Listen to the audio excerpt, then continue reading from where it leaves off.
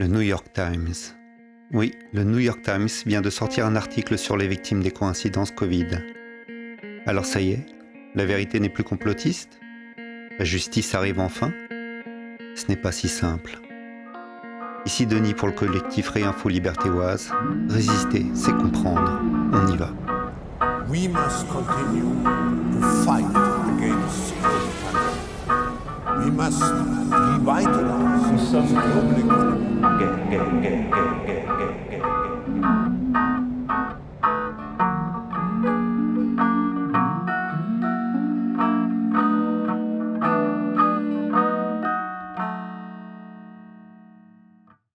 Un long article consacré aux victimes de coïncidences est paru le 3 mai 2024 dans l'un, si ce n'est le plus prestigieux des médias de grand chemin internationaux, le New York Times. Après lecture de l'article, la question qui se pose est: faut-il voir le verre à moitié vide ou à moitié plein ? En fait, tout est dans le titre. Des milliers de personnes pensent avoir été blessées par les vaccins Covid. Qui les écoute ? Tous les vaccins occasionnent quelques effets secondaires. Mais ceux qui s'estiment victimes des vaccins Covid croient que leurs cas ont été ignorés. On remarque la précaution d'usage représentée par le verbe croire. Soit.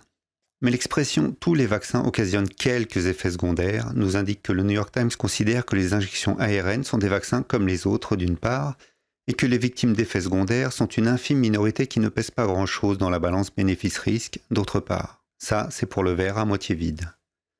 Pour le verre à moitié plein, eh bien, le Times met un visage sur certaines de ses victimes et leur donne la parole. Il met aussi en évidence le manque de surveillance de ces injections et par extension le fait que les sphères politiques, médiatiques et scientifiques ont délibérément ignoré les victimes, parfois de manière assumée, pour ne pas empêcher le grand élan vers l'église de vaccinologie qui allait sauver l'humanité. Nous avons le témoignage de Michel Zimmermann, docteur en neurosciences, auparavant capable de faire en une journée plus de 30 km à vélo, donner une conférence sur l'intelligence artificielle, puis donner un cours de danse classique. Aujourd'hui, elle est retournée chez ses parents, ne peut plus conduire, travailler, ni même se tenir debout trop longtemps. Sean Barkovage, infirmier de 54 ans, souffre depuis sa première injection d'un syndrome neurologique de tachycardie. Son cœur s'emballe chaque fois qu'il se tient debout. « Le gouvernement ne veut pas m'aider, dit-il. On me dit que je ne suis pas réel. On me dit que je suis rare. On me dit que je suis une coïncidence. » Plusieurs autres témoignages dramatiques jalonnent l'article, qui se sent tout de même obligé de nous rappeler que les vaccins Covid sont, je cite, « un triomphe de la science et de la santé publique qui a sauvé des millions de gens de l'hospitalisation et de la mort. » Ben voyons, mon colon. Bon. Avec en lien une magnifique étude publiée dans le Lancet qui se trouve être encore une modélisation à la con. De toute façon, quand je découvre une étude, la première chose que je vais voir, c'est la déclaration d'intérêt, et ça loupe pas. Financement de l'OMS, auteur membre du bureau de conseil scientifique de Moderna. Ça sent l'objectivité et l'indépendance scientifique, tout ça. Témoignage également de Janet Woodcock, ancienne directrice de la FDA, à la retraite depuis février. Je me sens mal pour ces gens, je crois qu'ils ont de vrais problèmes et qu'ils devraient être pris au sérieux. Je m'en veux un peu. J'ai fait plein de bonnes choses, mais ça, c'est une des quelques choses où je sens que je n'ai pas été tout à fait à la hauteur. Alors, tous ceux qui souffrent aujourd'hui et tous ceux qui pleurent leur coïncidence sont, je crois, ma chère Jeannette, désolés de perturber ton sommeil certains soirs. Je pense que beaucoup voudraient te trouver un cadre de villégiature plus intimiste que ta grande maison du New Jersey, où tu pourrais te ressourcer et peut-être faire un examen de conscience plus approfondi. Et enfin, citation magnifique de Jeff Nesbitt, porte-parole du ministère de la Santé américain.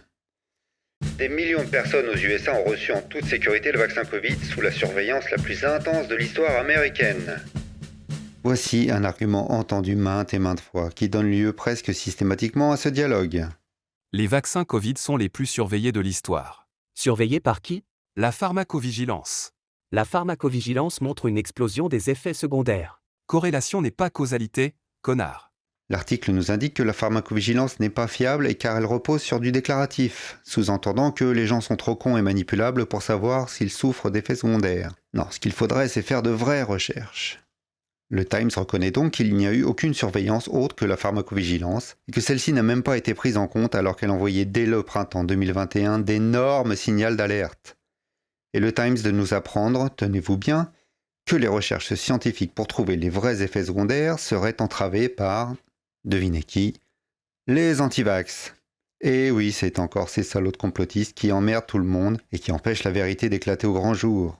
Les scientifiques nous disent donc « On peut bien faire des recherches, mais il y a trop d'antivax sur mon fil Twitter, j'arrive plus à me concentrer, c'est trop dur. » On croit rêver. La conclusion à tout ça, conclusion écrite à l'avance et à laquelle le New York Times nous prépare, c'est que cette histoire se terminera avec du fric. Le happy end à l'américaine, un beau film avec Julia Roberts, comme avec les opioïdes, comme avec tant d'autres scandales sanitaires. Pas une minute de prison, des billets, des notes de frais. C'est ça que représentent des vies humaines pour ces gens-là. Et vous croyez que la France prendra un autre chemin ? Dites-le nous dans les commentaires. Une bonne soirée à tous, sauf à Bill Gates, et à la prochaine.